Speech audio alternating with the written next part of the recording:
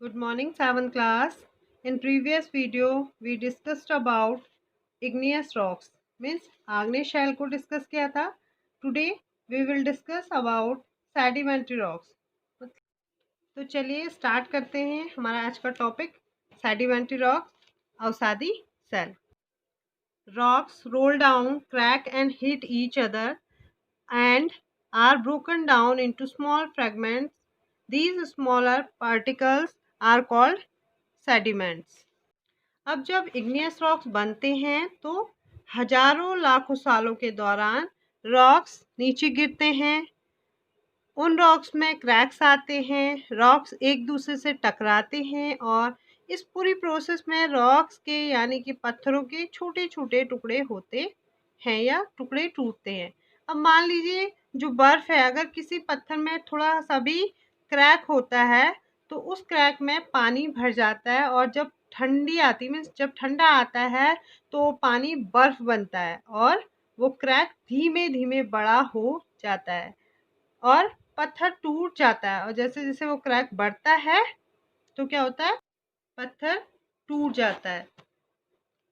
अब पानी कहीं से भी बहता है तो वो पत्थरों को काटता चला जाता है. तो इस प्रोसेस को कहते हैं वेदरिंग. तो अब जो पत्थरों से जो छोटे छोटे कंकड़ या टुकड़े निकलते हैं इन्हें कहते हैं सेडिमेंट्स. तो हम समझ गए कि सेल लुढ़क कर, चटक कर तथा एक दूसरे से टकराकर छोटे छोटे टुकड़ों में टूट जाती हैं और इन छोटे कणों को अवसाद कहते हैं.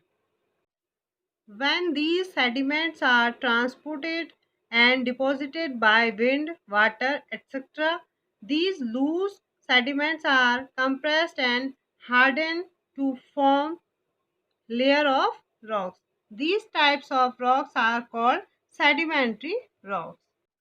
अब जो पत्थरों से छोटे छोटे टुकड़े निकलते हैं, इन टुकड़ों को हवा या पानी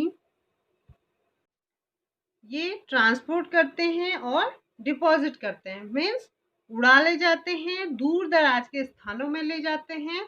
ले जाना, ट्रांसपोर्ट, और जब ये चीज़ें वहाँ क्या होती हैं, जाकर बैठ जाती हैं तो इसे कहते हैं डिपॉजिट करना.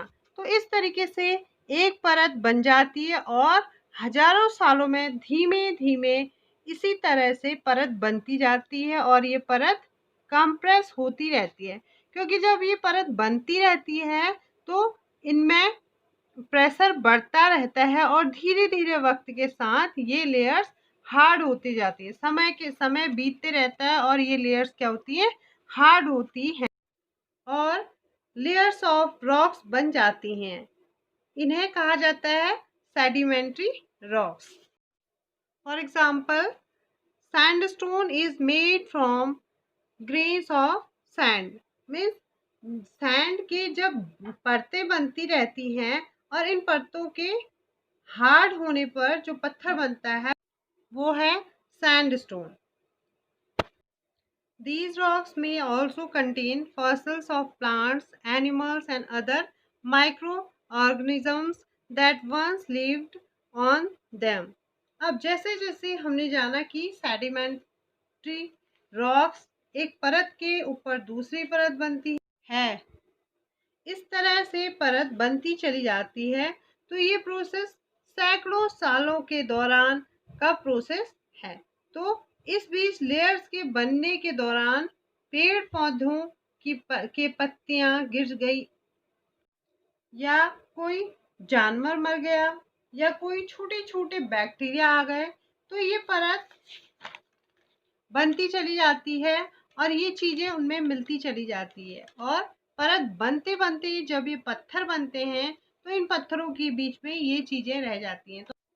और इन चीजों को फॉसिल्स कहा जाता है. फॉसिल्स यानी कि जो मरे हुए पेड़ पौधे हैं, जो मरे जानवर हैं या माइक्रो ऑर्गेनिजम्स हैं जो क्या थे उस जमाने में जिंदा थे, इन पत्थरों के बीच पाए जाते हैं. तो सेडिमेंट्री रॉक्स जो इस तरह लेयर से बनते हैं उनमें ये फॉसिल्स पाए जाते हैं. तो आपके समझ में आ गया होगा कि हम सेडिमेंट्री रॉक्स क्या हैं. अगले पार्ट में हम डिस्कस करेंगे मेटामॉर्फिक रॉक्स, कायांतरित शैल।